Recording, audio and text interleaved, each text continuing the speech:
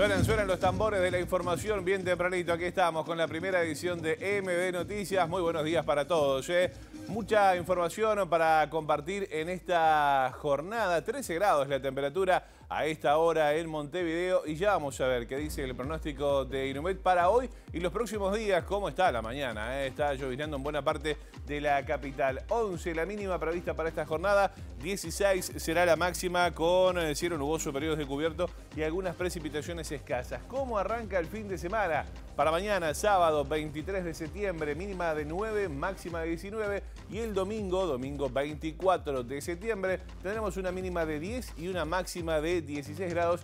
Va a estar bastante similar, con precipitaciones escasas. Va a ser un fin de semana relativamente gris, dice el Instituto Uruguayo de Meteorología. Vamos a contarles algunos de los temas que tenemos para compartir con ustedes hasta la hora 9 aquí en la pantalla de TV Ciudad. La Junta de Transparencia y Ética Pública, estamos hablando de la JUTEP, intimó al senador Juan Sartori a que presente la declaración jurada de bienes de su esposa, como exige la ley justamente que combate a la corrupción pública. En caso de no hacerlo, el legislador finalmente será sancionado y declarado como omiso. En otro orden, el Ministerio de Trabajo y Seguridad Social y también el INAU ordenaron una inspección en el departamento de Artigas tras las declaraciones del intendente Pablo Caram, en las que justificó situaciones de trabajo infantil en las plantaciones de tabaco de aquel departamento. Hay muchas repercusiones a propósito de ese asunto.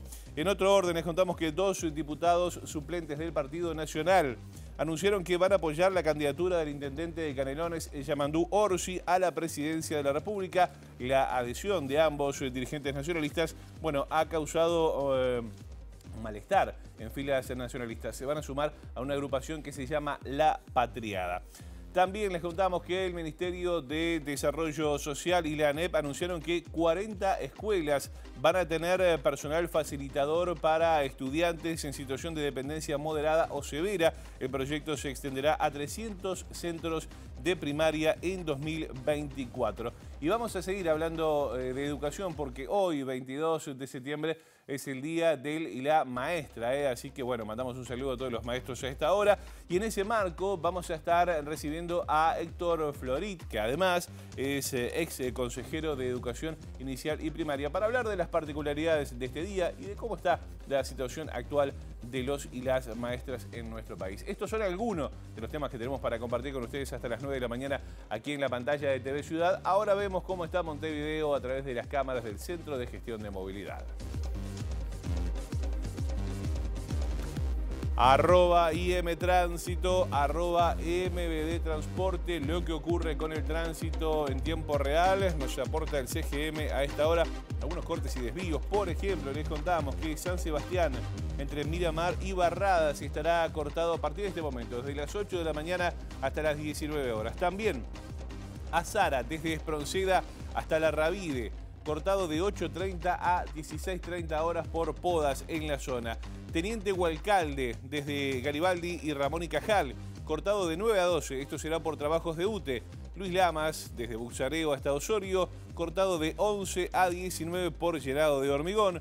José María Penco, desde Regimiento 9 hasta Majestad, cortado en el mediodía hasta las 5 de la tarde, 12 a 17. Gilberto Bellini, desde Milo Beretta hasta Juan Acosta, cortado hasta el 23 de septiembre, hasta mañana, por tareas de saneamiento. Y Cufrente, Boulevard Artigas y Gualeguay estará cortado hasta el domingo por la instalación de una grúa justamente en esa zona. Como decíamos, @IM Tránsito, @MD Transporte, todo esto está allí en las páginas de tránsito de la comuna capitalina. Está mojada la calle, el pavimento, hay que tomar las precauciones del caso a esta hora. Movida la ciudad en este viernes y vamos a comenzar el desarrollo de la información. Como decíamos, la JUTEP, la Junta de Transparencia y Ética Pública, decidió este jueves intimar al senador nacionalista Juan Sartori a que presente la declaración jurada de bienes e ingresos de su esposa, como exige la ley de combate a la corrupción pública. Este pedido fue por unanimidad. La resolución de la JUTEP otorga un plazo de 15 días para que el senador nacionalista Juan Sartori presente la declaración jurada de su esposa, Ekaterina Ribolovleva, en cumplimiento de la denominada Ley Cristal. Días atrás, la Suprema Corte de Justicia rechazó el recurso de inconstitucionalidad presentado por el legislador contra esa obligación, por lo que la JUTEP reinició el tratamiento del expediente abierto en su contra. Para la Corte, conocer el patrimonio de quienes tienen vínculo de parentesco con los funcionarios públicos es trascendente para advertir de un eventual enriquecimiento ilícito. De esta forma, en caso de no presentar la declaración jurada, Sartori será declarado como omiso y podrá ser sancionado por el Parlamento con una quita de un 50% del salario como legislador. Asimismo, Sartori podría ser sancionado con la imposibilidad de ejercer nuevamente la función pública hasta tanto no se presente la declaración omitida. Tras conocer el fallo de la Suprema Corte, el legislador nacionalista reiteró que, en pleno siglo XXI, no tiene la potestad de obligar a su esposa a presentar su declaración jurada y consideró como arcaica la posición de la mayoría. Además, aseguró que tiene separación de bienes y que prefiere enfrentar las sanciones correspondientes antes que ser parte de un sistema que ya fue. Bueno, vamos a cambiar de tema, un asunto que generó polémica en las últimas horas y que nos llevan hasta el norte del país, porque el intendente de Artigas, Pablo Caram, justificó el trabajo de niños y niñas en plantaciones de tabaco. Durante una entrevista que mantuvo con los colegas de Canal 12, dijo que esta actividad, que es común en su departamento, emplea núcleos familiares enteros y enfatizó que es mejor ver a un gurí trabajando que con el celular. El tabaco, que hay niños, pero el tabaco, por lo general, trabaja en núcleo familiar. Es el hijo, la nuera, algún nieto, trabaja en el predio, porque todo es artesanal. Se ve, pero es normal, es mucho mejor ver un gurí trabajando que con el celular. No. Pero la idea que los niños no trabajen es una contravención a los derechos. Ahí tenés un defecto. Cuando yo terminé, yo tengo 65 años, terminaba las clases, mi padre me hacía trabajar. Y nunca fue una deshonra. Por eso estamos en esa cantidad de gurí drogados que es lamentable. Productores agropecuarios que llevan a los hijos, alambradores que llevan a los hijos. El trabajo, como al ser escaso, si quedan en el núcleo familiar, mucho mejor. No, la verdad que no es normal, Caram. Bueno, tras la polémica generada por sus dichos, el intendente de Artigas dijo que tomaron mal sus expresiones, que veíamos recién, o que él mismo pudo haberse expresado mal. Dijo, agregó que el error de la interpretación radica en una mirada capitalina que desconoce la realidad del interior. Lo cierto es que un niño es un niño y no tiene que estar trabajando. Bueno, lo cierto es que además, a raíz de las declaraciones de Caram, el Ministerio de Trabajo y Seguridad Social, además del INAU, realizaron una inspección en las plantaciones de tabaco del departamento de Artigas. El ministro de Trabajo, Pablo Mieres, aseguró que el trabajo de menores de 15 años está prohibido en Uruguay y aseguró que al intendente Caram se le fue la moto. Conozco mucho el interior, he recorrido muchísimo todo el país y lo que puedo decir es que el trabajo infantil, que además estamos ahora impulsando la posibilidad de una encuesta para actualizar los datos, que la verdad que tienen ya unos cuantos años, lo que tenemos que hacer es que si hay trabajo infantil hay que trabajar para eliminarlo. Ese es un objetivo. El Ministerio de Trabajo está totalmente comprometido con esto y además presidimos el comité que lucha por la eliminación del trabajo infantil y esto en coordinación con el INAU, por supuesto, ¿no? Caram lo que dice es que fue malinterpretado en sus dichos porque en realidad él se refería a la colaboración que hacen con la familia, no un trabajo remunerado, y que lo iba a llamar. ¿Estuvo en contacto con usted por esto? Tuvimos una conversación y bueno, yo le dije las declaraciones que realizó, a mí me parece que no eran correctas y que estaban totalmente fuera de lugar y él... ¿Lo reconoció? No, él sostiene que dijo algo que, bueno, un poco la explicación. Yo creo que el que escucha las declaraciones y lee las declaraciones tiene una mirada distinta, ¿no?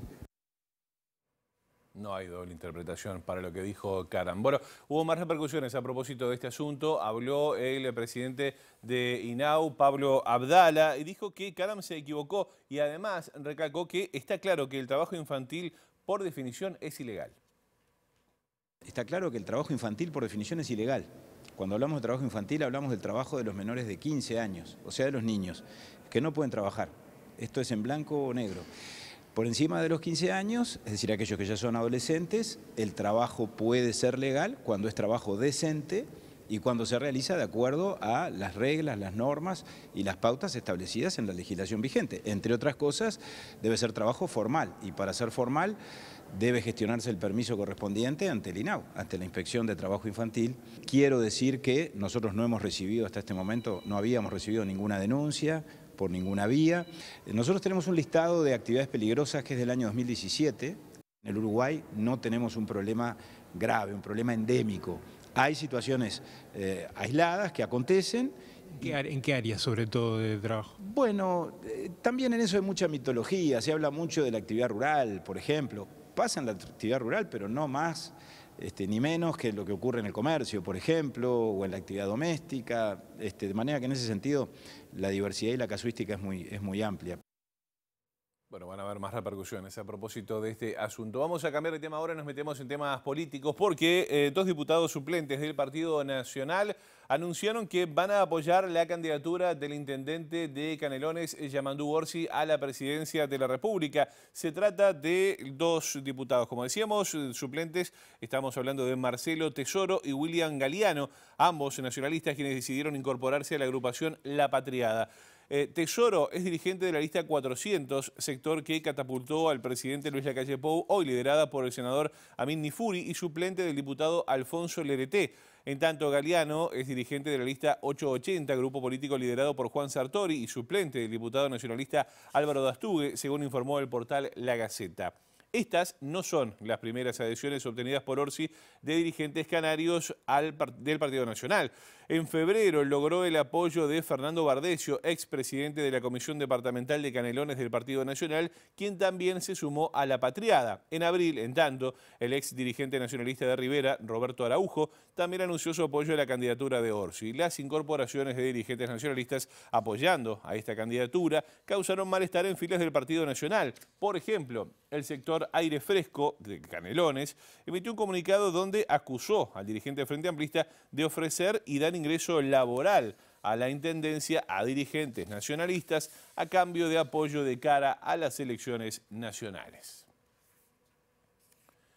Se sigue moviendo el puzzle electoral porque, vean ustedes, el ex dirigente Frente Amplista, Juan Pedro Mir, se incorporó oficialmente a filas del Partido Independiente, ya que es una opción de centro-izquierda, dijo, que permitirá con la transformación educativa, seguir justamente con esta intención del gobierno, que es tan necesaria para el país, dijo Mir. Sin embargo, señaló que esta reforma necesita más recursos y mayor participación de los docentes.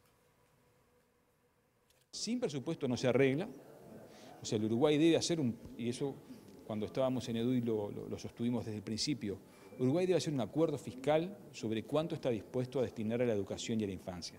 Sin ese acuerdo, sin ese blindaje fiscal, es imposible procesar las transformaciones, porque aparte uno lo ve en la primera infancia, pero Uruguay tiene déficit, por ejemplo, en la formación terciaria, en la financiación universitaria. Entonces, si no hay recursos va a ser muy difícil sostener los procesos de educación e innovación. Pero no solo los recursos. Estamos viviendo un proceso de segmentación de los conocimientos muy grande que se mantuvieron a lo largo de las décadas y se mantienen a lo largo de los años. Hay sectores sociales que pueden apropiarse del conocimiento y otros sectores que siguen estando lejos y eso merece cambios en la constitución de las instituciones de enseñanza, cambios curriculares, cambios en la construcción de debates a largo plazo donde los docentes ocupan un lugar central. Bueno, vamos con otros temas. Habló ayer el ministro del Interior, Luis Alberto Heber. Allí, en una conferencia de prensa, informó que hubo una nueva fuga de un narcotraficante que previamente había recibido el beneficio de la prisión domiciliaria. Heber volvió a criticar, además, la actuación del Poder Judicial. Dijo que hay falta de compromiso en la lucha contra el narcotráfico y que eso es muy desalentador. En sus redes sociales, el ministro del Interior informó sobre la fuga del narcotraficante Miguel Ángel Leal da Costa, condenado en febrero de 2022 por transportar 15 kilos de cocaína. Leal da Costa tenía prisión domiciliaria y estaba sin tobillera. Según el relato del ministro, tenía una pena de 4 años y 7 meses, pero fue excarcelado 3 meses después de la condena por la jueza Adriana Chamsarian. Es muy desalentador ver la falta de compromiso en la lucha contra el narcotráfico, político, fustigó el ministro. Heber cuestionó días atrás a la jueza María Elena Maynard por una situación similar por el caso del narcotraficante Juan Antonio González Vica, quien se fugó tras romper la tobillera electrónica. El caso González Vica dejó al descubierto una red dedicada a falsificar partes médicos y del comisionado parlamentario para obtener la prisión domiciliaria de reclusos. Según Heber, tras ese caso se pidió a los jueces revisar las prisiones domiciliarias concedidas a narcotraficantes. Pedimos que rápidamente se analizaran estas condenas domiciliarias, pero no llegaron a tiempo. Se fue, cuestionó Heber. Además, afirmó que ahora se investiga la veracidad de la documentación presentada por Leal da Costa. Muchos recursos, escuchas y seguimientos para presentar a la justicia pruebas contundentes para que luego se determine prisión domiciliaria sin tobillera. No es falta de prudencia, no es invadir competencias, es indignación, escribió Heber. Eso lo decía entonces a través de sus redes sociales. Vamos a cambiar de tema una vez más y hablamos ahora del líder de Cabildo Abierto, Guido Manini Ríos, que se expresó en las últimas horas y dijo que Uruguay está dividido en dos bloques electorales muy parejos. En ese contexto entiende que los errores de la coalición de gobierno pueden poner en riesgo el triunfo de 2024. Cualquier error puede llevar a que se pierda por la mínima diferencia, pero acá por un voto se pierde o se gana. Claramente hay errores que se pueden cometer, hay temas que a veces generan cierta conmoción en la opinión pública, a veces exagerados por distintos motivos, pero generan cierta conmoción que pueden llevar a la pérdida de apoyo que finalmente marque la diferencia. El tema Astesiano, el tema Marcet, este tema Salto Grande y tantos temas que van apareciendo que en la medida en que no se explique bien y no se queden las cosas bien claras y cristalinas, siempre da pie para esa manija que, puede llegar a marcar la diferencia. Se cometieron errores, claro que sí, pero también comete errores el otro bloque, ¿no? Entonces acá es una suma y resta de errores. El que comete más errores es el que pierde, que puede poner en riesgo el triunfo en el 2024, pero también el otro bloque comete errores serios. Y eso también lleva a que en esa suma y resta, mantengamos la expectativa y la esperanza de que vamos a ganar, porque realmente, por ejemplo, este llamado a plebiscito a reformar la seguridad social, yo creo que es un tiro en el pie, claro, que se hace el otro bloque. Entonces, en definitiva, este tipo de actitudes lleva a que, es un partido abierto con cualquier resultado posible. El Ministerio de Desarrollo Social y la ANEP anunciaron en las últimas horas que 40 escuelas van a tener personal facilitador para estudiantes en situación de dependencia moderada o severa. El proyecto se va a extender en 300 centros de primaria en 2024. La figura del facilitador de autonomía en ámbitos educativos públicos asistirá hasta 3 alumnos por clase de escuelas de los quintiles más bajos. Depende del sistema de cuidados, pero se diferencia del programa de asistentes personales en que atenderá dentro del aula. El Sistema Nacional de Cuidados está diseñado para el cuidado en el hogar. Con esta medida, con esta acción conjunta entre MIDES y ANEP, lo que hacemos es llevar el sistema de cuidados a los centros educativos. Lo que sucedía muchas veces es que cuando se solicitaba por un padre, por una madre que tenían un hijo con dependencia severa, un asistente personal para los centros educativos, técnicamente no siempre se recomendaba dar al asistente personal porque podía llegar a ser contraproducente por la falta de conocimiento para orientar dentro de un salón de una escuela, por ejemplo. Esto quita de poder dar asistentes personales en casos que sí apliquen y que revista una indicación técnica, por supuesto que no quita. Si en algún caso se solicita asistentes personales que revisten las características donde el asistente personal, tal como se da, ayuda, por supuesto que se va a seguir dando. Vamos a comenzar con 40 centros educativos y en el año 2024 se van a alcanzar 300 centros educativos. Madres y familiares de uruguayos detenidos desaparecidos inició una campaña para ampliar los datos genéticos de familiares de personas desaparecidas durante la última dictadura. Desde el año 2000 se reúnen muestras en un banco de sangre que permite cotejar datos de ADN y conocer la identidad de las personas encontradas. Estamos trabajando justamente en eso, por eso surgió esta iniciativa de familiares junto con el Grupo de Investigación de Antropología Forense, que forma parte de la Institución Nacional de Derechos Humanos, tratando de completar la base de datos genéticos. Es bueno aclarar que al momento tenemos 197 personas confirmadas como detenidas desaparecidas, por lo que nos enfocamos en esos grupos familiares. Sin perjuicio de que esa lista nosotros siempre decimos que está abierta, incluso se continúan investigando algunos casos, hay casos en averiguación para confirmar o descartar la desaparición forzada de las personas.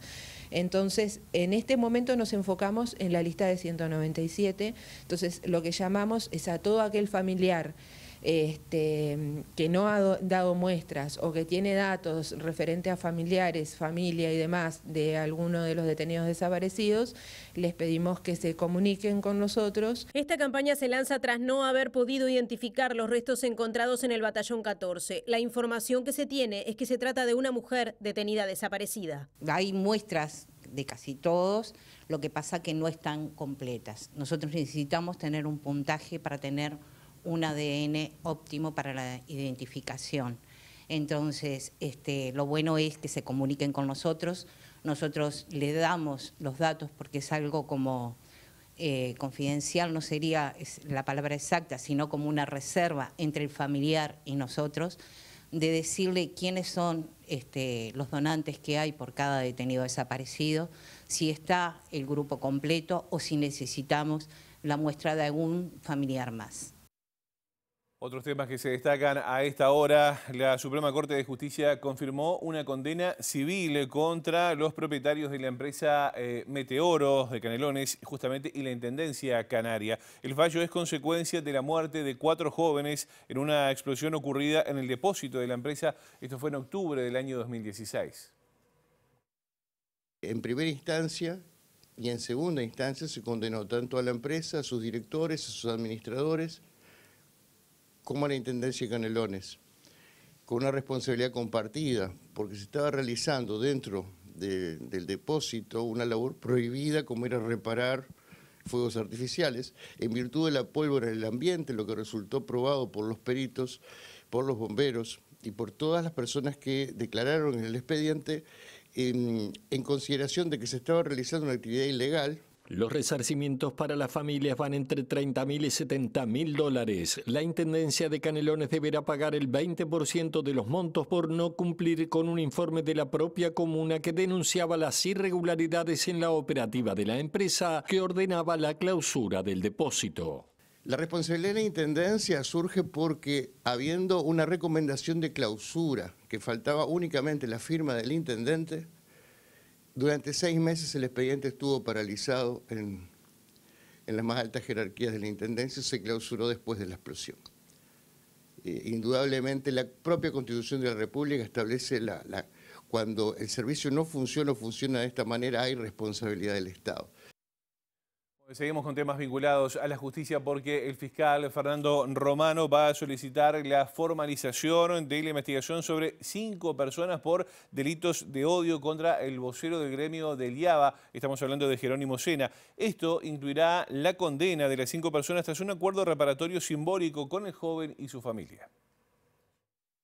La denuncia penal fue presentada por la familia de Jerónimo Sena en virtud de las amenazas y comentarios discriminatorios que recibió el joven a través de redes sociales por su actuación como vocero del gremio estudiantil del Liceo IABA. Tras analizar el expediente, el fiscal Fernando Romano pedirá la formalización de 5 usuarios de redes sociales que fueron identificados. El fiscal les imputará un delito de odio previsto en el artículo 149 del Código Penal. Este delito castiga a quien públicamente o mediante cualquier medio apto para su difusión pública incitare al odio, al desprecio o a cualquier forma de violencia moral o física contra una o más personas en razón del color de su piel, su raza, religión, origen nacional o étnico, orientación sexual o identidad sexual. La formalización incluirá la condena de los 5 imputados tras alcanzar un acuerdo reparatorio simbólico con la víctima, según informó Romano al semanario Búsqueda. En este sentido, el fiscal aclaró reiteró que el acuerdo no implica solo un pedido de disculpas públicas. Los imputados concurrieron a la Casa de la Cultura Afro-Uruguaya con la presencia de todos los colectivos afro, donde tuvieron que escuchar de los referentes lo que es la discriminación y la vulnerabilidad de sus derechos en una sociedad en la que todavía existe el racismo en forma importante, explicó Romano. Además, estas personas también tuvieron que concurrir a una charla con integrantes de la comunidad LGBTIQ, ya que el joven también recibió comentarios discriminatorios por orientación sexual. Nos vamos hasta Salto. Hay polémica en aquel departamento porque la Intendencia justamente salteña inició una investigación administrativa de oficio por presuntas irregularidades en la entrega de libretas de conducir, algo que también está investigando la Fiscalía. El intendente de Salto, Andrés Lima, dijo que esta investigación de la comuna va a durar aproximadamente unos 35 días.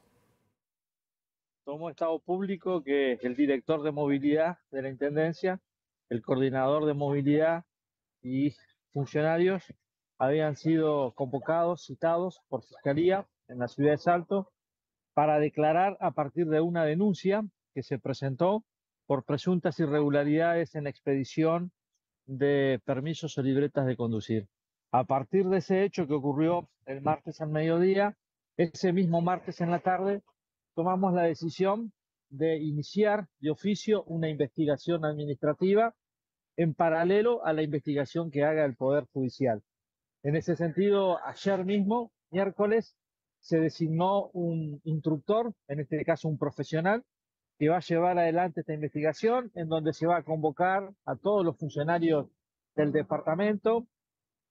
Planteamos un plazo máximo de 30 a 35 días para llevar adelante esta investigación administrativa.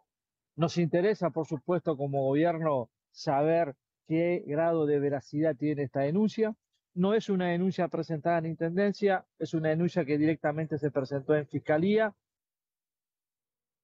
Bueno, y vamos a ver qué pasa con ese asunto también, ¿eh? Vamos a hacer una pausa muy breve. A la vuelta, en nuestra entrevista central, vamos a estar recibiendo al maestro Héctor Florit, ex consejero de Educación Inicial y Primaria. Hoy es el Día del Maestro y vamos a hablar de la realidad actual, justamente, de los educandos, ¿eh? Vamos a pausa.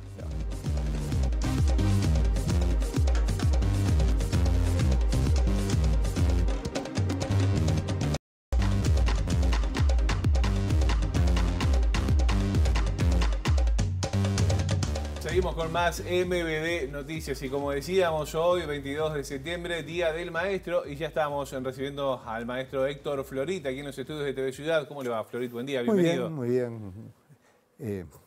Levantando la copa por este día tan importante. Feliz día. Bueno, muchas gracias. Desde fines de los años 30, el Consejo de Primaria designa una fecha especial, el 22 de septiembre, para homenajear, reconocer a los maestros, en una cuestión que se había hecho común, había empezado México, unos años antes, Venezuela, una corriente en América Latina de reconocer el rol del maestro, sobre todo como salvaguarda de la República y de la democracia.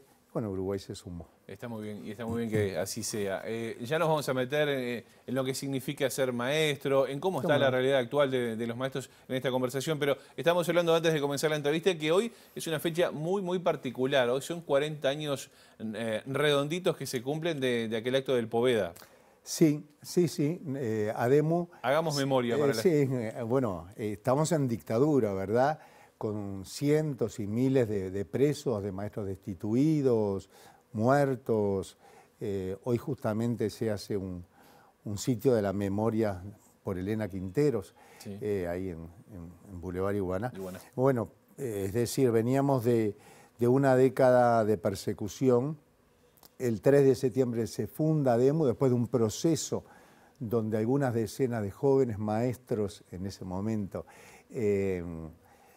intenta armar una asociación civil, se consolida en esa fecha, y pocos días después, apenas 19 días después, con una gran incertidumbre, convocamos a un acto público por el Día del Maestro. Se elige el gimnasio del Colegio Poveda, ahí en Boulevard y Burgues, a esta hora, 8 y algo de la mañana, estábamos llevando sillas, acarreando sillas, tablones para hacer un estrado, y sobre la noche, con mucha duda, bueno, ¿cuánta gente se animaría a ir? Bueno, eran cientos y cientos de maestros. Terminamos tarde esa noche yéndonos en grupos todavía con mucha duda de cómo iba a terminar aquello, pero sí terminó con cientos de maestros que se habían afiliado. Una proclama que, bueno, los compañeros tuvieron la deferencia de hacérmela leer a mí, y en ese momento se planteaba una educación al servicio de la justicia y de la democracia. Se repudió la dictadura, se repudió la persecución, el cambio de programas, toda aquella educación dogmática, cuartelera que había instalado el régimen militar. Y bueno, yo creo que ese fue un cambio muy importante en el estado de ánimo y en la determinación del magisterio de afiliarse masivamente. Se reorganizan las asociaciones que no estaban en todo el resto del país, se camina hacia la Federación Uruguaya de Magisterio en julio del 85, y se tiene aquella proclama como un mojón importante. Después se tuvo la Marcha del Estudiante, era ya la Semana del Estudiante, ¿verdad? Tuvimos alguna citación también. Me imagino. En inteligencia. Me imagino. Y mucha incertidumbre, por cierto, también. Exactamente. Hoy está jubilado, maestro. Sí, estoy jubilado. ¿Qué extraña? Todo. La verdad que se extraña las escuelas, los niños. Por suerte, la Federación Uruguaya de Magisterio es un espacio donde seguimos, bueno, dando una mano en la medida que hay tareas, siempre hay tareas para hacer en relación al tema de la educación, trabajar en formación sindical, con la gente de ASU, es decir, bueno, trabajo hay, eso no quiere decir que uno no extrañe el magisterio. Hay dos frases que siempre se dice que son muy viejas, ¿no? La de cada maestrito con su librito, esa la habrá escuchado un montón de veces, claro. Y la letra con sangre entra. Sí, bueno, esa ya es más obsoleta. Obsoleta y dura, pero las habrá escuchado en algún... Sí, claro. ¿Con cuál se queda? No, yo creo que la independencia de cátedra, la autonomía técnica, es un patrimonio que se fue construyendo, que en la Ley General de Educación se preservó, que dio mucho trabajo negociarla en la LUC y que hoy por hoy parecería avasallada, para serle franco, ¿verdad? Cuando un maestro no puede decidir si un niño que debiera volver a recursar de primer año, no puede volver a recursar porque hay una resolución administrativa que lo obliga a pasar a segundo, bueno, parecería que esa independencia y esa autonomía profesional se ve muy mancillada. Cuando se pasa de la condición de maestro a la condición de universitario, aparentemente por un trámite administrativo, creo que se está desconociendo justamente la profesionalidad. Claro. Sí, yo creo que esta última etapa se entró por un camino de imposición que es lesivo a una larga tradición del magisterio. El magisterio participó en la elaboración de los programas. La FUN se crea como consecuencia de reflexiones en relación a la situación del maestro rural, participa en forma determinante Julio Castro y otros pedagogos en la elaboración de cada uno de los programas, es decir, nunca el magisterio tuvo una actitud de funcionario al que les llegaba un diseño curricular y era simplemente un aplicador. Aceptarlo solamente. Ahora, obviamente eso pasó en la dictadura. ¿Cómo incide esto? Tanto en los estudiantes como en los propios maestros y maestras que hacen una planificación justamente para poder enseñarnos. Bueno, yo creo que lo que hay es cierto desánimo, ¿verdad? Es decir, una carga burocrática, administrativa, pocos cambios sustantivos, es decir, el magisterio y las administraciones anteriores ya venían en un proceso de articular contenidos y competencias. En aquel momento nosotros lo llamábamos habilidades en el consejo que presidía Irupé Busetti, y en un diálogo permanente con la SATD y con los sindicatos de la enseñanza se iban construyendo un diseño curricular que atendiera precisamente el saber hacer y los contenidos. Esto fue un borrar y empezar de nuevo, con un diseño que no tiene estos niveles de participación y que consecuentemente, bueno, genera cierto nivel de desánimo. Lo mismo me parece que está pasando con las actividades de formación en servicio, que no tienen ni la continuidad ni el rigor con que se había trabajado hasta el año 2019. ¿Tiene una visión negativa de esta transformación educativa? Tengo una visión tristemente negativa, porque a nadie... el Uruguay no se merece recorrer trayectorias que frustren. Y una reforma educativa, es decir, un cambio que supone nuevos recursos, nuevas oportunidades, se hace con un recorte presupuestal. Es decir, hoy hay menos dinero disponible que antes de empezar la transformación. ¿Con qué se financia? Bueno, con recortes salariales, eso también incide en el ánimo. En el año 19 se ejecutaron 92.000 millones de pesos en la ANEP. El año pasado, según la rendición de cuentas, datos oficiales, se ejecutaron 89.000 millones.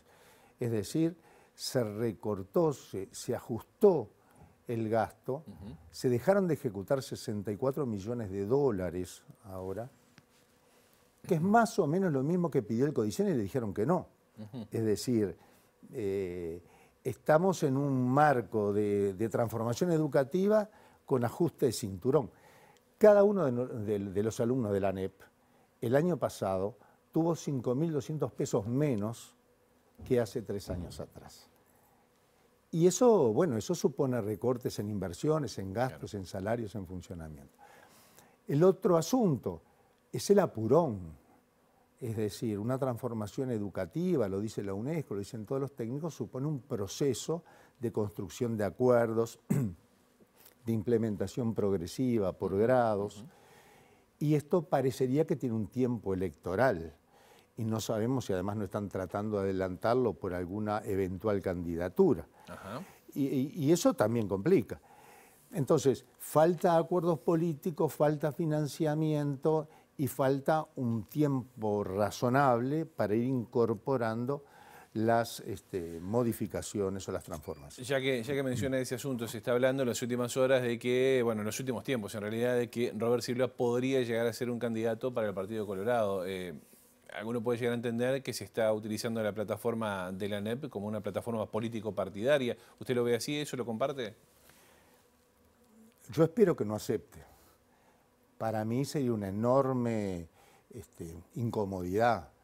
Yo no me imagino a un presidente del Codicen haciendo campaña pensando en Pibel Devoto, pensando en Rama, pensando en Neto. Alguno de ellos hubiera dejado la responsabilidad de conducir la educación de 700.000 uruguayos para salir a hacer proselitismo. Yo no me lo imagino.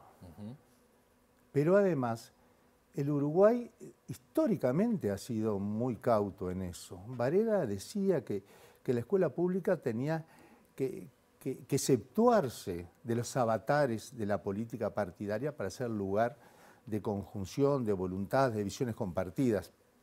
Yo no sé hoy si va el doctor Silva a una escuela, si lo ven como un candidato o lo ven como el presidente de la Administración de Educación Pública. Fíjese que los intendentes tienen que renunciar 3 meses antes. Los directores de entes autónomos tienen que renunciar 1 año antes, y eso no evitó que hubiese candidaturas lanzadas desde los entes autónomos, y puedo poner ejemplo de todos los partidos. A partir del año 67, cuando se conjugan en el BPS las diversas cajas, muy sabiamente se plantea que durante un periodo los directores del BPS no podían ser candidatos a ningún cargo electivo. ¿Y por qué? Hay un artículo muy interesante del Correo de los Viernes, supongo que de Sanguinetti, que justamente plantea que era para evitar la influencia, para evitar que esa influencia del que tiene mucho poder en la administración perturbe al elector. ¿No habrá que aplicarlo en la ANEP?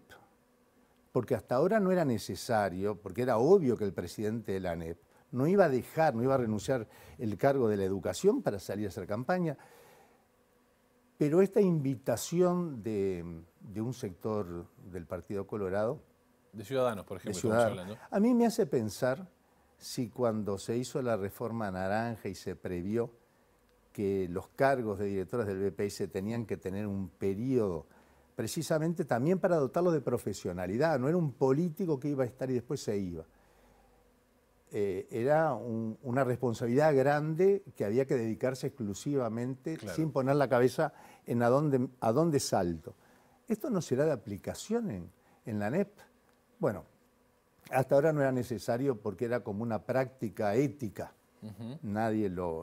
A nadie se le ocurría. Pero ahora yo me pregunto si estas cuestiones de separar lo político electoral, de preservar a la educación pública de los avatares de la política partidaria, lo de Varela de hace 150 años no hay que pensar. Ahora, si acepta finalmente a Robert Silva y va por esa precandidatura dentro del Partido Colorado, ¿cómo queda parada la transformación educativa? Le consulto esto porque el principal defensor de esta transformación es justamente Robert Silva. Sí, mire, yo creo que hay algunos datos que son objetivos, ¿verdad? La transformación educativa tiene menos plata, tiene más ausentismo, tiene menos aprendizaje, no tiene acuerdos políticos, tiene ciertos niveles de disconformidad en ámbitos sindicales, técnico-docentes y también de muchos jerarcas. Y si además se baja el capitán del barco antes de llegar, bueno, yo lo veo complicado. Usted es maestro, ¿cómo evalúa la gestión de Silva? Bueno, yo creo que actuó de acuerdo a sus convicciones. Me parece que estuvo marcado desde el comienzo por esas 3 restricciones, ¿verdad? Falta de acuerdos que inviabilizan una transformación, falta de recursos, falta de tiempo y ojalá termine la gestión, porque si no, además, sería falta de liderazgo para completar el proceso. Héctor Florit, ha sido un placer hablar con usted. Gracias a usted. Feliz día nuevamente. Bueno, feliz día a todos los compañeros, a todos los colegas. Muchas gracias por estos minutos. Nosotros de acá nos vamos a ir al móvil, que ya nos está esperando Luca Veloz. Adelante, Luca, buen día, bienvenido. Muy buenos días, José María. Saludo para ti, para todos allí en el estudio. Hasta el 24 de septiembre se desarrolla la Semana Internacional de las Personas Sordas y en nuestro país ayer fue el Día Nacional de las Personas Sordas y se están desarrollando una serie de actividades. Estamos justamente en la Asociación de Personas Sordas del Uruguay, un mundo donde las personas sordas de todas partes puedan señalar en cualquier lugar. Así es la consigna a nivel internacional, pero estamos con Maximiliano Amaral, el presidente de la Asociación de Sordos del Uruguay, para hablar de esta semana, conversar sobre esta semana y la importancia que tiene para las personas sordas en nuestro país. ¿Cuántas son las personas sordas en nuestro país? ¿Están censadas? Sí, en el último censo, que fue en el año 2011, promedialmente se habla de 30.000 personas sordas. Deseamos tener nueva información con el censo que se está desarrollando en este momento para tener más información al respecto. Bien, ¿y cómo son las actividades? ¿Mañana habrá una actividad aquí en la asociación? ¿Cómo sigue esta semana? ¿Cuál es el nivel de inserción que tienen las personas sordas en el ámbito laboral, por ejemplo?